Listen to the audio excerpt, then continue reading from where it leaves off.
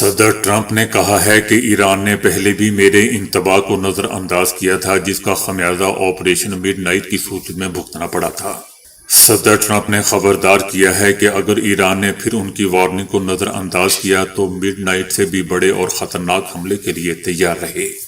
صدر ٹرمپ کا کہنا ہے کہ ایران کے لیے وقت تیزی سے نکل رہا ہے اور اب ختم ہونے کے قریب ہے، وہ فوری طور پر جوہری معاہدے کے لیے مذاکرات کی میز پر واپس آ جائے۔ صدر ٹرمپ نے ایران پر زور دیا کہ اس بار ایسا معاہدہ کرے جس میں جوہری ہتھیار نہ ہوں۔ ترکی نے بھی امریکہ پر زور دیا ہے کہ وہ ایران کے ساتھ جوہری مذاکرات دوبارہ شروع کرے۔ ترکی کا کہنا ہے کہ ایران کے ساتھ مسائل کو پیکج کی صورت نہ دیکھا جائے بلکہ ایک ایک کر کے حل کیا جائے، جس کی ابتدا جوہری معاملے سے کی جائے تاکہ پیش رفت ممکن ہو سکے۔ ادھر اسرائیلی وزیر اعظم نیتن یاہو نے بھی دوستوں ڈرتے ڈرتے بڑک مارنے کی کوشش کی ہے کہ اگر ایران نے اسرائیل پر حملہ کیا تو اسے ایسی طاقت کا سامنا کرنا پڑے گا جو اس نے پہلے کبھی نہیں دیکھی ہوگی۔ ایران نے اپنے خلاف امریکہ کی فوجی کارروائی کی صورت میں امریکہ، اسرائیل اور ان کے حمایتیوں کو نشانہ بنانے کی دھمکی دے دی ہے۔ ایرانی سپریم لیڈر آیت اللہ خامنائی نے کہا ہے کہ امریکہ کی طرف سے فوجی کارروائی ہوئی تو امریکہ اسرائیل اور ان کے اتحادیوں کو نشانہ بنائیں گے۔ دوستو، یہ بیان ایسے وقت میں سامنے آیا ہے جب امریکہ کے صدر ٹرمپ نے ایران کو 2025 سے بھی زیادہ خطرناک حملہ کرنے کی دھمکی دی ہے۔ صدر ٹرمپ نے کہا ہے کہ امید ہے کہ ایران جلد از جلد مذاکرات کی میز پر آئے گا۔ امید ہے کہ ایران منصفانہ اور مساوی معاہدے پر بات چیت کرے گا۔ صدر ٹرمپ کا کہنا تھا کہ وقت تیزی سے ختم ہو رہا ہے اور معاملہ واقعی نہایت ہی اہم اور خطرناک ہے۔ میں نے ایران سے پہلے بھی کہا تھا معاہدہ کر لو، ایران نے ایسا نہیں کیا اور پھر آپریشن مڈ نائٹ ہوا اور ایران کو بڑی تباہی کا سامنا کرنا پڑا۔ امریکہ کے صدر نے آئندہ حملے کی دھمکی دیتے ہوئے دوستوں کہا کہ ایران نے معاہدہ نہ کیا تو اگلا حملہ کہیں زیادہ بدتر ہوگا، ایسا دوبارہ نہ ہونے دیں تو بہتر ہے۔ جبکہ دوسری طرف سپریم لیڈر کا کہنا ہے کہ ایران کا جواب پہلے سے کہیں زیادہ خطرناک اور مہلک ہوگا۔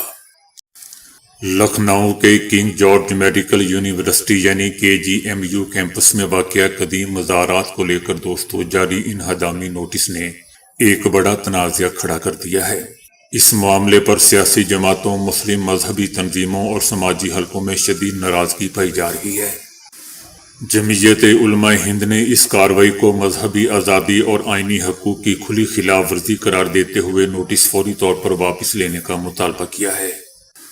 جمعیت علماء ہند کے صدر مولانا محمود مدنی نے کہا ہے کہ GMU میں حضرت حاجی حرمین شاہ کے آستانے میں توڑ پھوڑ اور اب حضرت مخدوم شاہ مینا کے احاطے میں واقع 500 سال سے زائد قدیم مزارات کے خلاف انہدامی نوٹس جاری کرنا نہ صرف غیر قانونی ہے بلکہ مذہبی جذبات کو ٹھیس پہنچانے کے مترادف بھی ہے۔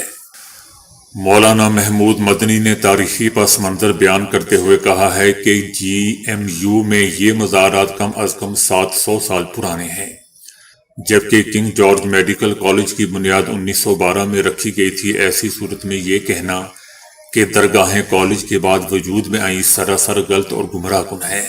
مولانا مدنی کا یہ بھی دوستوں کہنا تھا کہ کالج کے قیام کے وقت ہی ریونیو محکمے نے درگاہ کی زمین کو باقاعدہ حد بندی کے ذریعے کالج کی زمین سے الگ کر دیا تھا، جو اس بات کا ثبوت ہے کہ یہ زمین اپنی مستقل اور آزاد قانونی حیثیت رکھتی ہے۔ مولانا مدنی کا یہ بھی کہنا تھا کہ 26 اپریل 2025 کو تقریباً 700 سال پرانے آستانہ حضرت حاجی حرمین شاہ کی حدود میں واقع وضو خانہ عبادت گاہ اور زائرین کی سہولتوں کو پروفیسر ڈاکٹر کے سنگھ کی نگرانی میں منہدم کیا گیا تھا، جو یک طرفہ اور مکمل طور پر غیر قانونی اقدام تھا۔ اس کارروائی کے لیے نہ کوئی عدالتی حکم موجود تھا اور نہ ہی کسی قانونی اجازت کا سہارا لیا گیا۔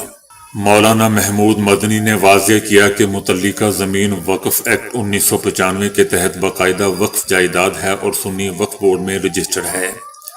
وقف قانون کے مطابق وقف املاک سے متعلق کسی بھی تنازع یا کارروائی کا اختیار صرف مجاز عدالت کو ہی حاصل ہے، نہ کہ کسی تعلیمی ادارے یا اس کے افسران کو۔